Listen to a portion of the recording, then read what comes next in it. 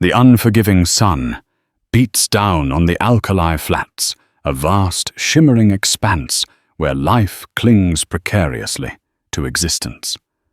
In this desolate theater of survival, a woman's cry is swallowed by the wind, a desperate plea lost in the endless silence. Left for dead, with the buzzards circling as her only companions, Abigail's story was supposed to end here.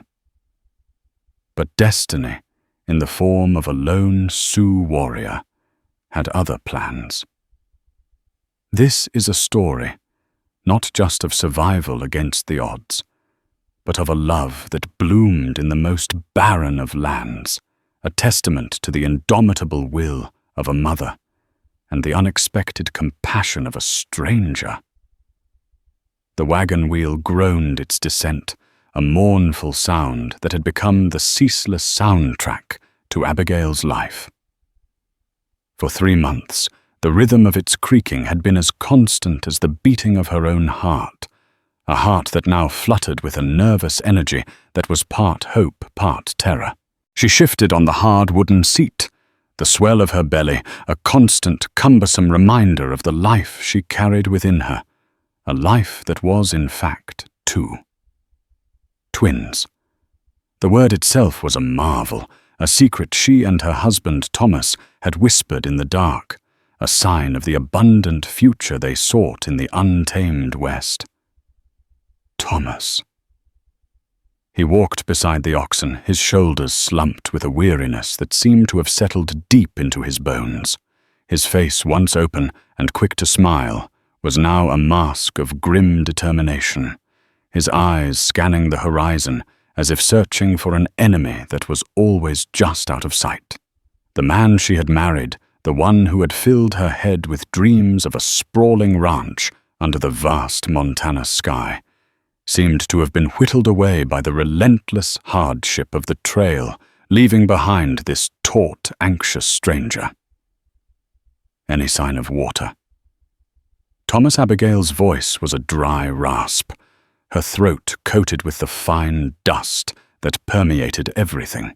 He didn't turn his gaze fixed on the shimmering heat haze that danced above the cracked earth. The map says there's a creek a few miles ahead. We'll make camp there. His tone was flat, devoid of the warmth she so desperately craved. The land they traversed was a brutal masterpiece of ochre and rust, a panorama of stark beauty and unforgiving terrain. The Black Hills of Dakota, which had seemed so majestic from a distance, were now a labyrinth of canyons and gulches that tested their resolve at every turn. They had broken away from the main wagon train 2 weeks prior, a decision Thomas had made with a feverish insistence that had brooked no argument. He'd spoken of a shortcut, a pass that would shave weeks off their journey, a claim backed by a tattered hand-drawn map he'd purchased from a trapper in Fort Laramie. The man's eyes had held a shifty, knowing gleam that had unsettled Abigail, but Thomas, blinded by the promise of a quicker arrival, had dismissed her concerns. The man was a charlatan. Thomas, she had argued, her voice trembling with a mixture of fear and frustration. Look at this map. It's barely more than a child's scrawl. You know nothing of these things, Abigail, he had retorted, his voice sharp as a shard of flint. I am the man. I make the decisions for this family. The words had struck her like a physical blow, a stark reminder of her place in this world he was so determined to conquer. She was his wife, the vessel for his legacy, but her thoughts, her fears, her very intuition were deemed irrelevant. So she had held her tongue, her silence a heavy stone in the pit of her stomach. Now, as the sun began its slow, merciless descent, casting long skeletal shadows across the landscape, a new and more urgent fear began to take root in Abigail's heart. The contractions had started that morning, subtle at first, a gentle tightening in her lower back that she had tried to dismiss as another of pregnancy's many discomforts. But as the day wore on, They had grown in intensity, each one a wave of pain that stole her breath and left her trembling. She clutched her belly, her knuckles white, her face a pale mask of anguish. She had to tell him. She had to make him understand the gravity of their situation. "Thomas," she said, her voice strained. "We have to stop. Now." He finally turned to look at her, his face etched with impatience. "I told you the creek is just ahead. We can't stop here. There's no water, no shelter." "It's the babies." She gasped the words, tumbling out in a rush. "They're coming." A flicker of something unreadable crossed his face. Fear, anger, perhaps even a hint of resentment. He strode to the side of the wagon, his movements jerky and agitated. "Now you're sure?" Abigail nodded, tears welling in her eyes. "Yes, I'm sure." He stared at her for a long moment, his jaw working, his eyes darting around the desolate landscape as if seeking an escape. The silence stretched between them, thick with unspoken accusations and a shared, suffocating sense of dread. The dream of their Montana ranch, of a life filled with laughter and the pitter-patter of little feet, seemed to be dissolving into the dusty twilight. "This is your fault," he said finally, his voice low and venomous. "You and your weakness. You couldn't even wait until we reached a proper settlement." The cruelty of his words was a fresh wave of pain more cutting than any contraction. She had endured months of hardship without a word of complaint, had swallowed her fears and her doubts to support his relentless ambition. And now, at her most vulnerable, he offered not comfort, but blame. "Thomas, please," she begged, her voice breaking. "I need your help." He turned away from her, his back a rigid wall of denial. He paced back and forth, his boots kicking up clouds of dust, his hands clenched into tight fists. He was a man cornered, a man whose carefully constructed plans were crumbling around him. The shortcut had been a lie, the land was a formidable adversary, and now his wife's body had betrayed him. As another contraction seized her more powerful than the last, a guttural cry escaped her lips. The sound seemed to snap something in Thomas. He stopped pacing and turned to face her, his eyes walled with a desperation that terrified her. "I can't do this," he said, his voice barely a whisper. "I can't." He moved with a sudden shocking purpose, unhitching the oxen from the wagon. Abigail watched in disbelief, her mind struggling to process what was happening. "Thomas, what are you doing?" she cried, her voice rising in panic. He didn't answer, his movements swift and efficient.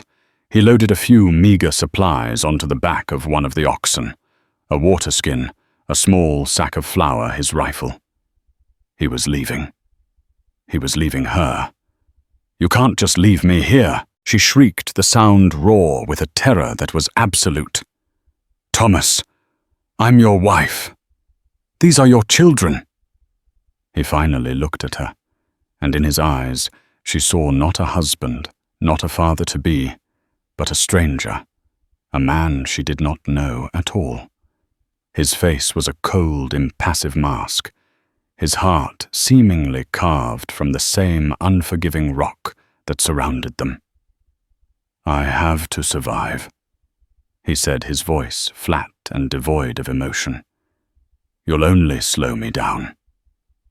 With that, he struck the ox, and the animal lumbered off into the deepening gloom, leaving Abigail alone in the wagon, a solitary, abandoned vessel in a vast, indifferent sea of dust and shadows. The only sound was the mournful cry of a distant coyote, a fitting lament for the death of a promise, the death of a dream. Abigail was alone on the brink of childbirth, in the heart of a wilderness that offered no mercy. The weight of her belly was now the weight of her world, and the lives she carried within her were the only reason she had to fight. The last vestiges of twilight bled from the sky, surrendering to a profound and chilling darkness. The world for Abigail had shrunk to the confines of the wagon, a cramped wooden womb that offered little comfort against the encroaching night and the escalating agony of her labor. The silence that Thomas's departure had left in its wake was a living thing, a monstrous entity that amplified every rustle of the wind, every skittering sound in the brush, and the frantic, terrified thumping of her own heart. Another contraction ripped through her, a white-hot poker searing its way from her spine to her groin. She cried out the sound, a raw, animalistic expression of pain that was immediately swallowed by the vast, indifferent emptiness of the plains. Tears streamed down her face, carving clean paths through the grime, each one a testament to her utter desolation. He was gone. The man who had vowed to love and protect her had abandoned her to a fate worse than death, a slow, agonizing demise in the heart of a merciless wilderness. Rage, hot and cleansing, surged through her, a powerful antidote to the paralyzing despair. How dare he? How dare he condemn her and his own unborn children to such a horric end? The image of his face, galled and impassive as he turned his back on her, was burned into her mind, a brand of betrayal that would never fade. But anger was a luxury she could not afford. It was a fire that would quickly consume her dwindling reserves of strength, and she needed every ounce of it to survive the night. She had to move. She had to find a way to help herself. With a grunt of effort, she pushed herself up her swollen belly, a leaden weight that seemed to anchor her to the hard wooden floor of the wagon. Her hands, clumsy and trembling, fumbled in the darkness, searching for anything that might be of use. Her fingers brushed against the rough wool of a blanket, and she pulled it towards her, a small, inadequate shield against the cold that was beginning to seep into her bones. The pains were coming closer together now, each one a relentless, crushing wave that threatened to pull her under.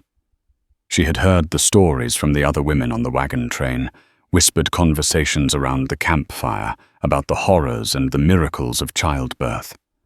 But their stories had been set in the relative safety of a fort or a settlement, with the comforting presence of a midwife and the support of a loving husband. Abigail had only the cold, unblinking stars as her witnesses and the mournful howl of a distant wolf as her midwife's song. Hours passed in a agony and fear. The moon, a sliver of silver in the inky sky, offered little illumination, and the darkness was a canvas upon which her terrified mind painted all manner of horrors. She imagined mountain lions with eyes like glowing embers, slithering rattlesnakes, seeking the warmth of her body, and the shadowy figures of hostile warriors, their faces painted for war. But as the night wore on, a strange, almost preternatural calm began to settle over her.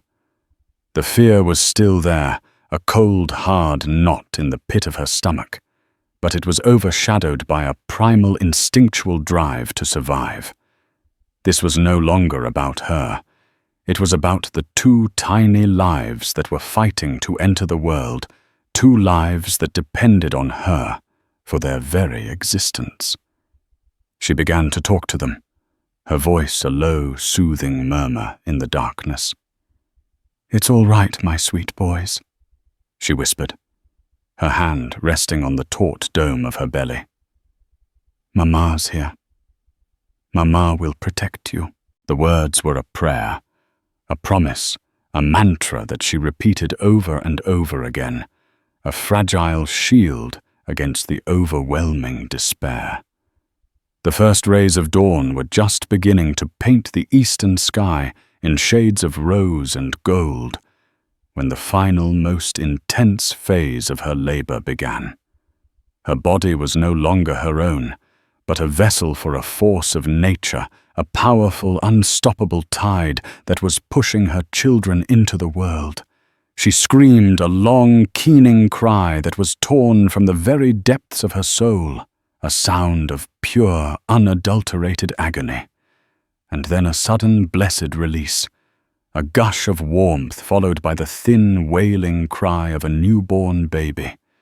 Tears of relief and exhaustion streamed down Abigail's face as she reached down her trembling hands, finding the small, slippery body of her firstborn son. He was so small, so perfect, his tiny face contorted in a mask of indignation at his rude expulsion from the warmth and safety of the womb. She barely had time to register the miracle of his arrival before her body was seized by another series of powerful contractions. The second twin was coming. With her last reserves of strength, she pushed her vision, blurring her head, swimming with a dizzying combination of pain and exhaustion. And then another cry, weaker this time, but just as miraculous. Her second son had arrived. She lay back, her body trembling, her mind a maelstrom of emotions. She had done it. She had brought her sons into the world, alone, in the heart of a savage and unforgiving wilderness. The sheer overwhelming improbability of it all was staggering. But her ordeal was far from over. The sun was beginning to climb higher in the sky, its rays already carrying a hint of the searing heat that would soon bake the plains.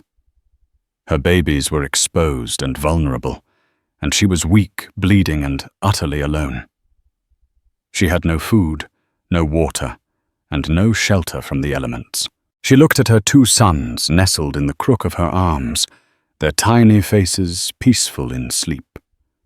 They were a reflection of her own impossible resilience, a testament to the fierce, unyielding power of a mother's love. They were her reason to fight her, reason to live. With a determination born of desperation, she tore a strip from her petticoat and used it to tie off the umbilical cords. She cleaned her babies as best she could with a corner of the blanket. Her movements slow and deliberate, her heart overflowing with a love so fierce it was almost painful. She had survived the night. She had survived the birth. But as she looked out at the vast, sun-drenched expanse of the plains, a new and more terrifying question began to form in her mind. How in God's name was she going to survive the day? The sun was a malevolent eye in the bleached white sky. Its heat a physical weight that pressed down on Abigail, suffocating her. The initial euphoria of her son's survival had evaporated, replaced by the grim practical reality of their predicament. Thirst was a fire in her throat, a relentless, agonizing craving that overshadowed even the dull, throbbing ache in her lower body. The water skin Thomas had left her was empty, its contents long since consumed by the merciless heat.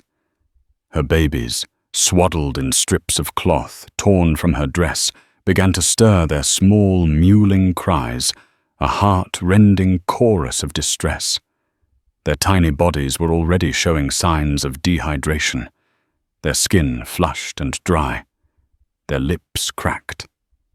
A wave of panic, cold and sharp, washed over Abigail. She had fought so hard to bring them into this world, only to watch them wither and die in her arms.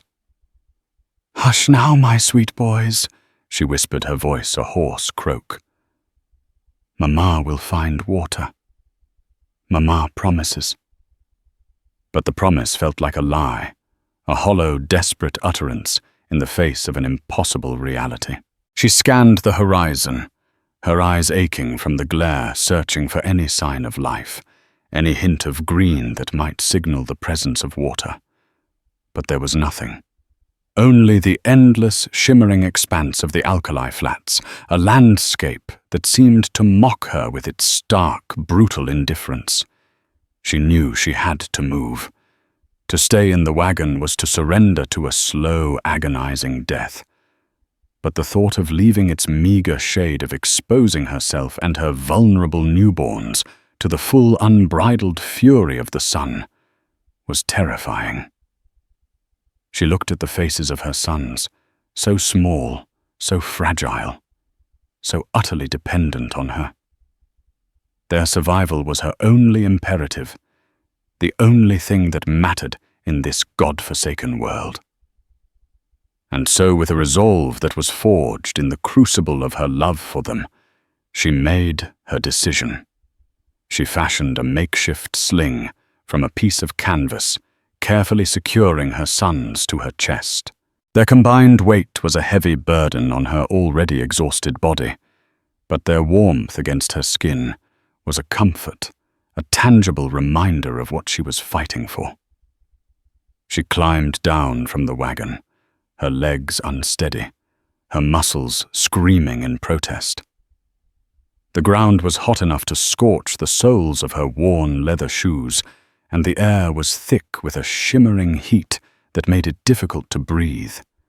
She began to walk her steps slow and shuffling, her eyes fixed on a distant butte that seemed to be her only landmark in this featureless wasteland. She had no idea if she was heading in the right direction.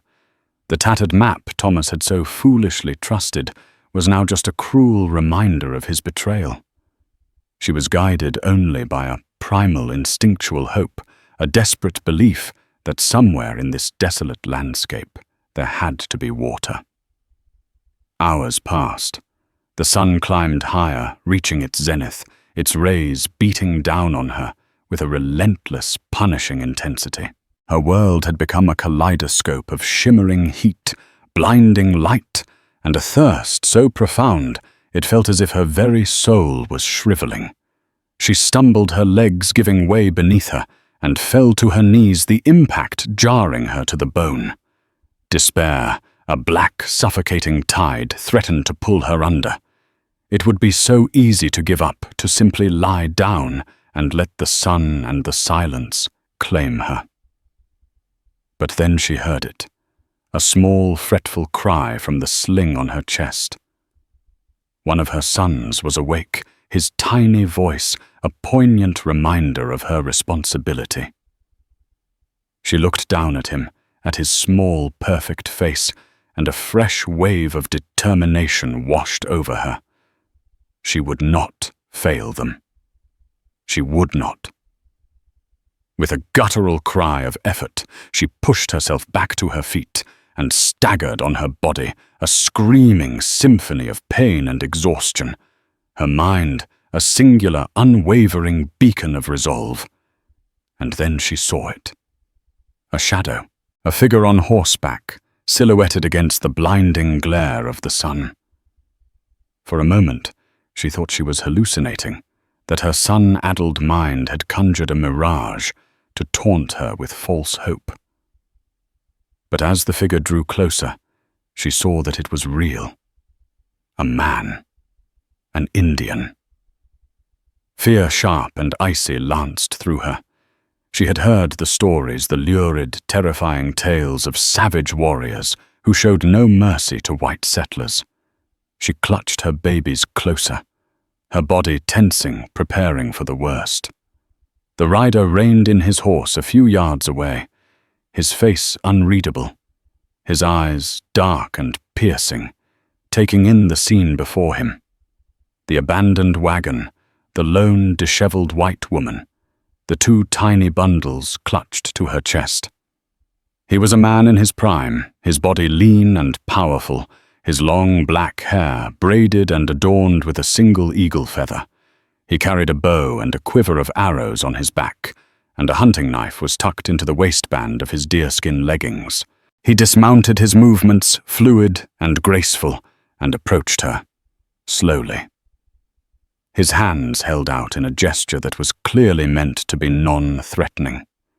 He said something in a language she did not understand, his voice low and guttural. Abigail could only stare at him, her heart pounding in her chest, her mind a whirlwind of fear and confusion. Was he friend or foe, a savior or a harbinger of a more brutal and terrifying death? He stopped a few feet away from her and gestured towards the sling on her chest, his expression a mixture of curiosity and concern. He said something else, his voice softer this time, almost gentle. And then one of her sons began to cry a thin, weak wail that seemed to cut through the tension that hung between them. The warrior's eyes softened, and a look of what Abigail could only describe as compassion crossed his face. He turned and walked back to his horse, returning with a water skin. He uncorked it and held it out to her. Abigail stared at it, her mind struggling to comprehend this simple act of kindness. This man, this savage warrior from the stories that had haunted her nightmares, was offering her water.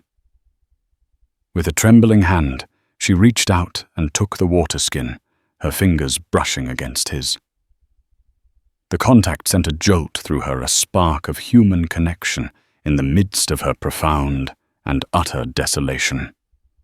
She brought the water skin to her lips and drank the cool, life-giving liquid, a balm to her parched throat, a miracle in the heart of a merciless wasteland.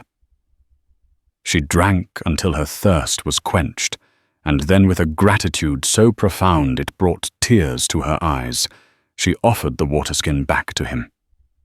He shook his head and gestured for her to keep it.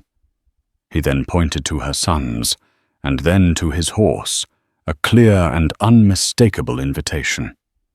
He was offering her a ride, a chance to escape this sun-scorched hell. Abigail hesitated for a moment, the ingrained fear and prejudice of her upbringing warring with the desperate, pragmatic need to survive.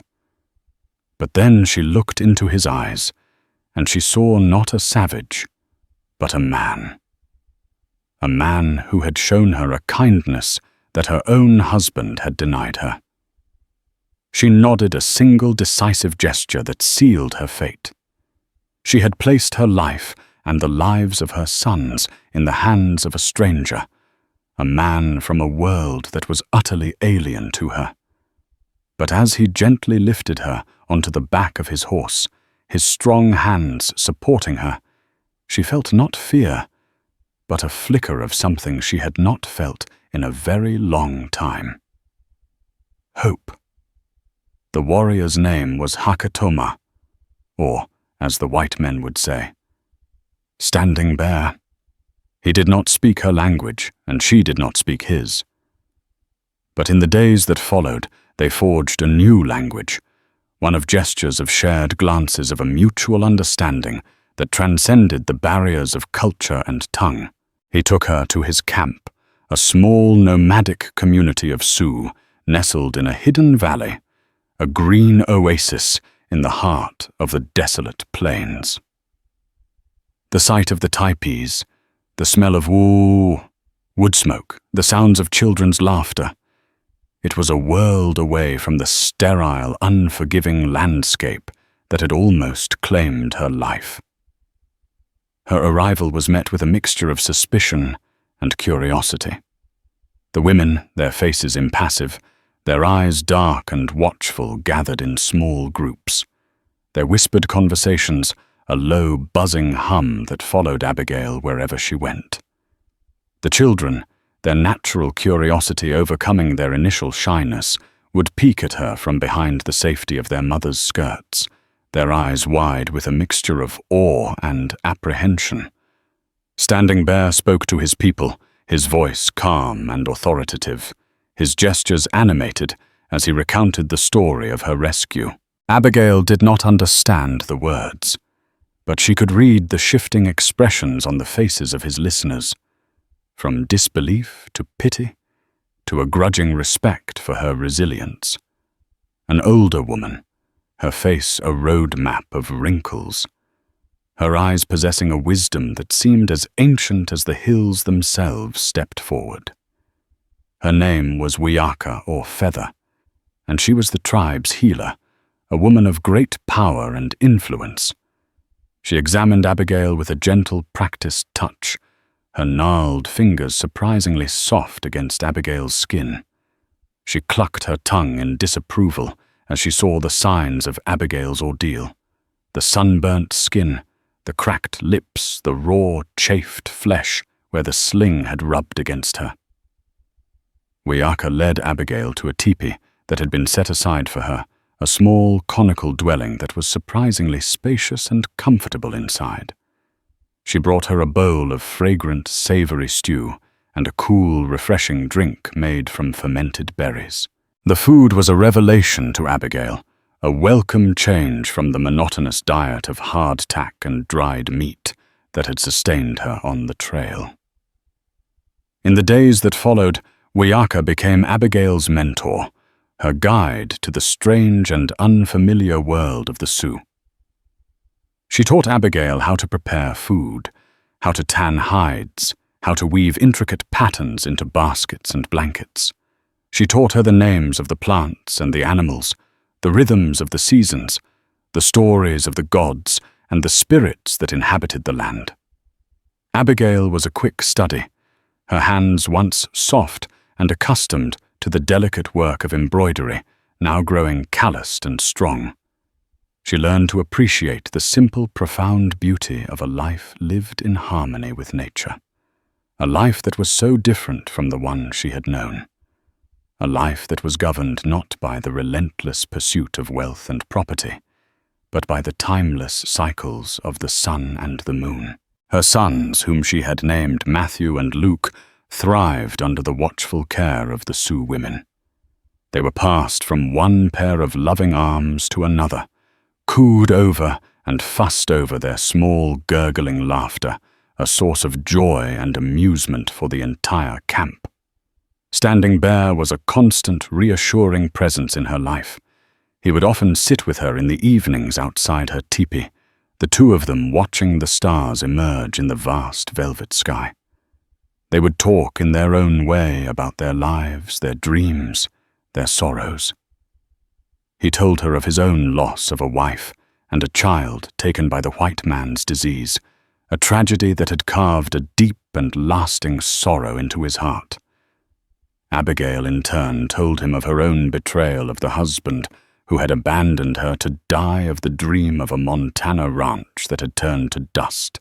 As she spoke, she found that the anger and the bitterness that had consumed her for so long began to fade, replaced by a sense of peace, of acceptance. A bond began to grow between them, a quiet, unspoken affection that was as natural and as inevitable as the changing of the seasons. It was a love that was born not of grand passion or flowery declarations, but of shared experience of mutual respect, of a deep and abiding understanding of the other's heart. But their idyllic existence was not to last. The world outside their hidden valley was a place of turmoil and conflict, a place where the relentless westward expansion of the white man was encroaching on the ancestral lands of the Sioux, a place where the clash of two cultures was erupting into open warfare. One day a scout returned to the camp, his face grim, his horse lathered in sweat. He brought news of a bluecoat patrol, a column of soldiers that was moving through the territory, their presence a harbinger of violence and bloodshed. A council was held, the men of the tribe gathering to discuss the threat. The air was thick with tension, with a mixture of fear and defiance. Some of the younger, more hot-headed warriors spoke of war, of meeting the soldiers with arrows and bullets. But the older, wiser heads, including Standing Bear, urged caution. They were a small band, and they were no match for the superior firepower of the U.S. Army. The decision was made to move the camp to retreat deeper into the wilderness, to a place where the soldiers would not find them. The women began to pack their movements, swift and efficient, their faces set in grim, determined lines. As Abigail watched them, a cold knot of fear tightened in her stomach. She was a white woman, an outsider. What would happen to her and her sons if they were discovered by the soldiers? Would they be seen as captives, as victims of a savage tribe? Or would they be seen as traitors, as collaborators with the enemy? She voiced her fears to Standing Bear, her voice trembling. He listened patiently, his dark eyes full of a deep and unwavering compassion. "You are one of us now, Abigail," he said, his hand gently touching her arm. "Your sons are our sons. We will protect you. I will protect you." His words were a comfort, a reassurance, but they did not completely erase the fear that gnawed at her heart. The world she had thought she had left behind was closing in on them, its long, shadowy fingers reaching into their hidden sanctuary. The eagle's wing that had sheltered her for so long was now threatened by the storm, and she knew with a chilling certainty that the greatest test of her life was yet to come. The rhythm of their lives became one of constant motion. The Sioux were masters of the nomadic life, their movements dictated by the seasons, the availability of game, and the ever-present threat of the bluecoats. They were ghosts in the landscape, leaving behind no trace of their passage, their teepees disappearing from one valley, only to reappear in another, as if by magic.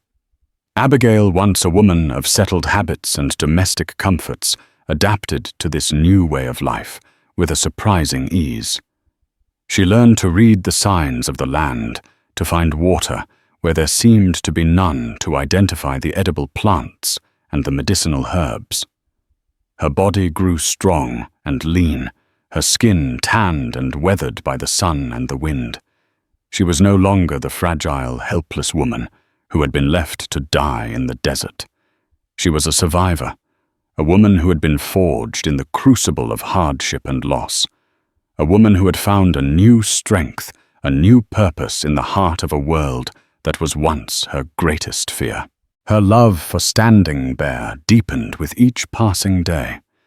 It was a love that was as vast and as untamed as the land itself, a love that was built on a foundation of mutual trust and a shared understanding that transcended the need for words. He was her rock, her anchor in a world that was constantly shifting her safe harbor in the storm. But the ghost of her past was not so easily laid to rest.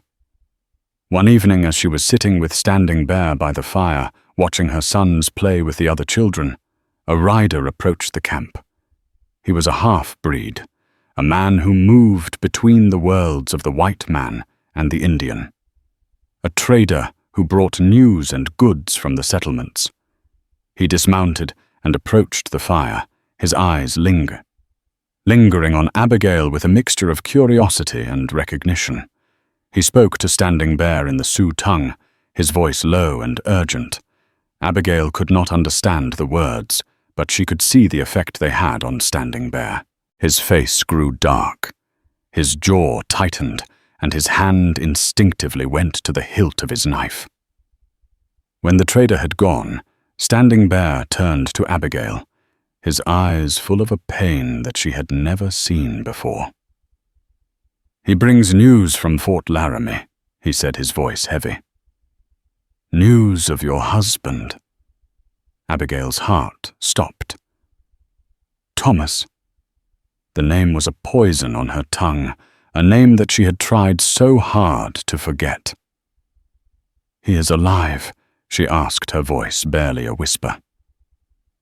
Standing Bear nodded. He made it to the fort.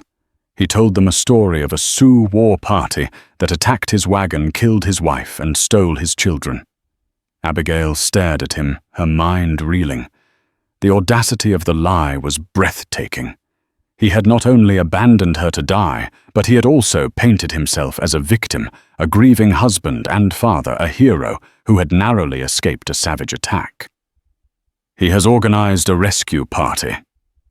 Standing Bear continued, his voice grim. "A company of soldiers led by a man named Captain Miller. They are searching for his stolen children." The blood drained from Abigail's face. A rescue party. They were not coming to save her. They were coming to take her sons, to tear them away from the only life they had ever known, from the people who had loved and protected them. "They will not take them," Abigail said, her voice trembling with a fierce, protective rage. "They are my sons. They belong with me, and you belong with us." Standing Bear said, his hand covering hers. "But the white man will not see it that way. They will see a white woman held captive by savages, and they will see 2 white children who need to be rescued." The dilemma they faced was a cruel and impossible one. To stay was to risk a violent confrontation with the soldiers, a battle that the Sioux could not hope to win. To flee was to condemn themselves to a life on the run, to be hunted like animals, to live in constant fear of discovery. But there was another option, a third path, a choice so terrible that Abigail could barely bring herself to consider it. She could go back. She could return to the world of the white man, to the life she had so desperately tried to escape.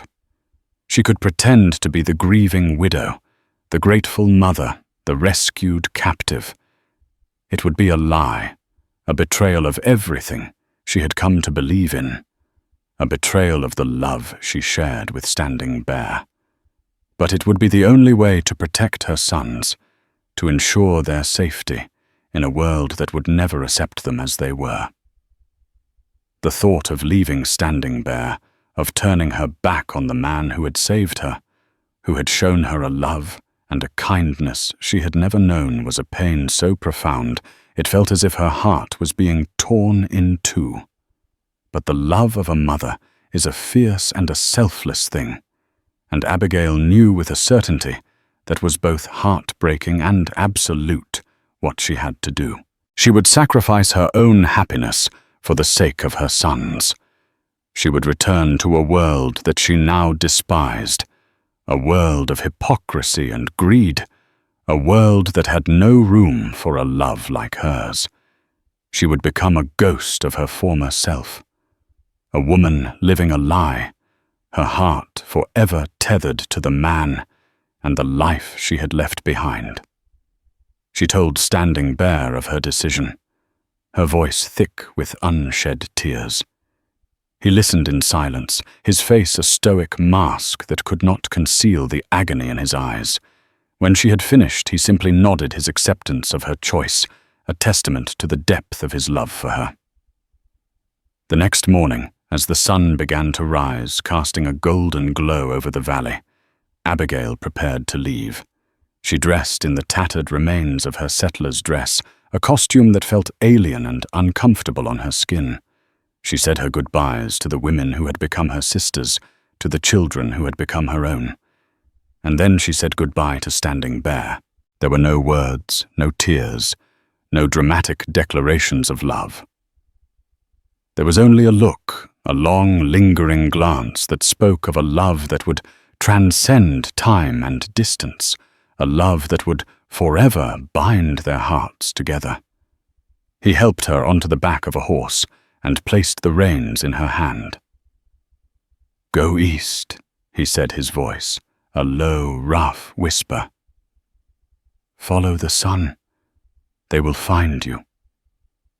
And so she rode away, her back straight, her head held high. Her 2 sons nestled safely in the sling on her chest. She did not look back. She could not. To do so would be to shatter the fragile resolve that was the only thing holding her together.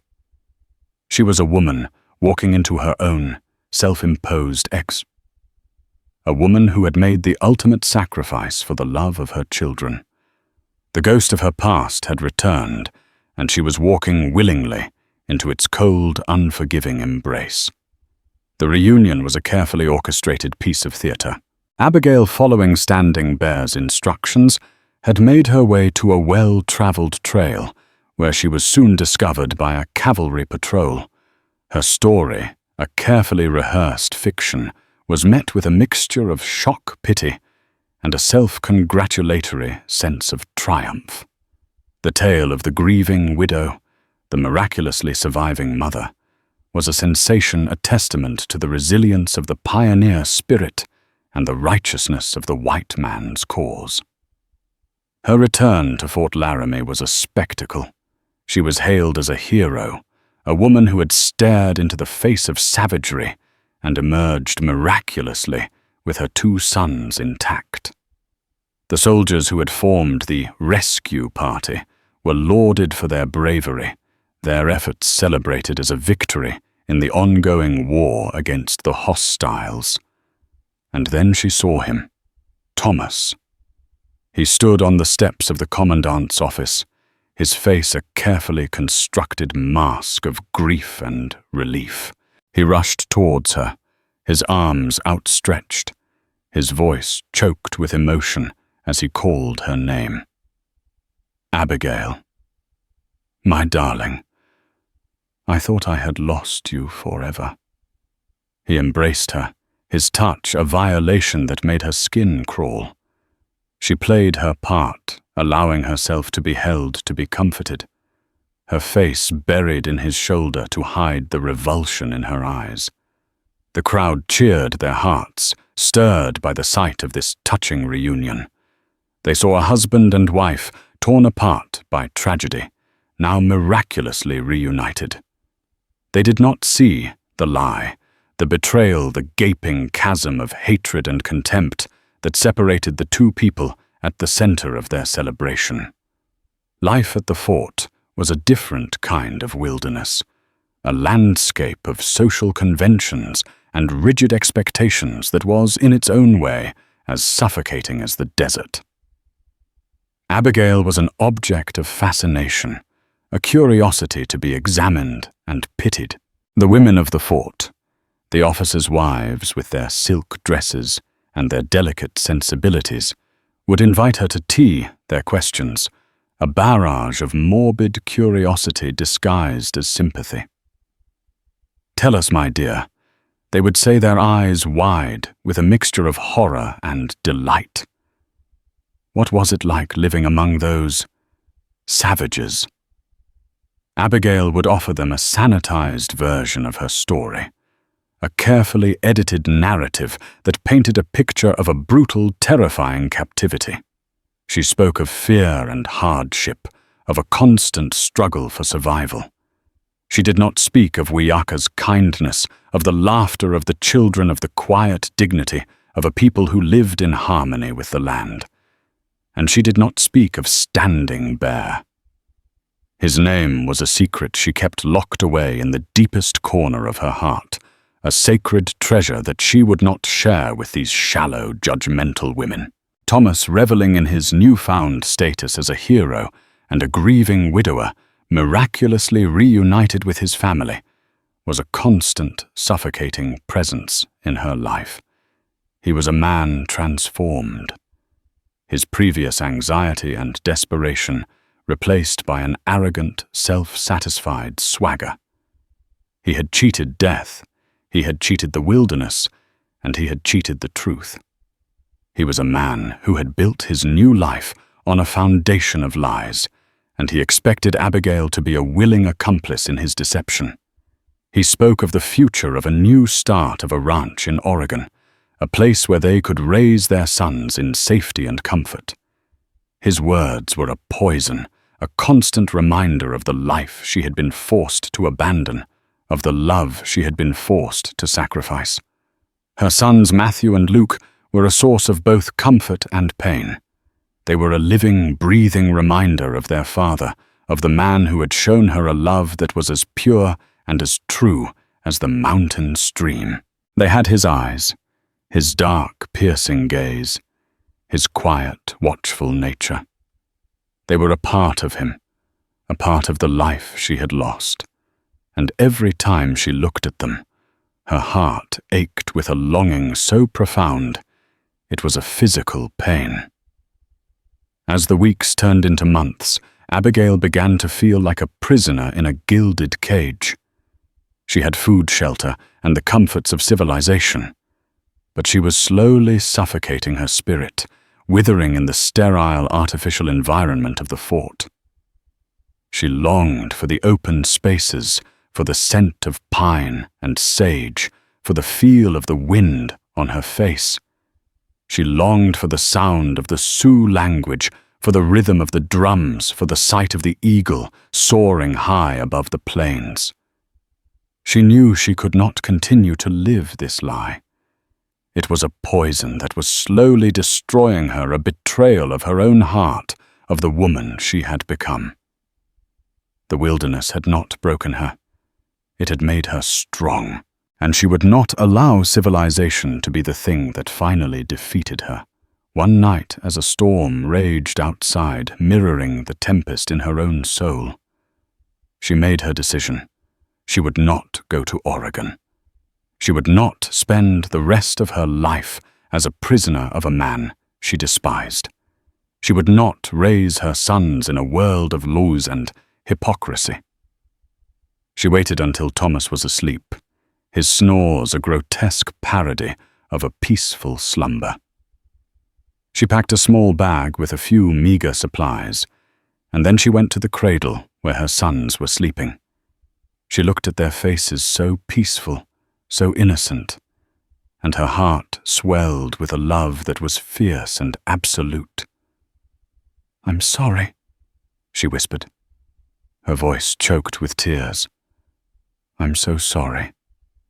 She was sorry for the life she could not give them, for the father they would never know. But she was not sorry for the choice she was about to make. She was choosing freedom. She was choosing truth. She was choosing love. She slipped out of the fort under the cover of darkness, a ghost in the rain-swept night. She did not know where she was going or what the future held. She only knew that she had to go back. She had to return to the wilderness, to the land that had claimed her and then saved her. She had to find the man who held her heart in his hands. She was a woman walking into the unknown, a woman with 2 small children and a heart full of a desperate, unwavering hope. The journey would be long and perilous, the dangers many. But she was not afraid. She had faced death once before, and she had survived. She was Abigail, a woman of the wilderness, and she was going home. Abigail's journey is a powerful reminder that the most unforgiving landscapes can often cultivate the deepest strengths, and that true family is found not in blood, but in the bonds of love and sacrifice.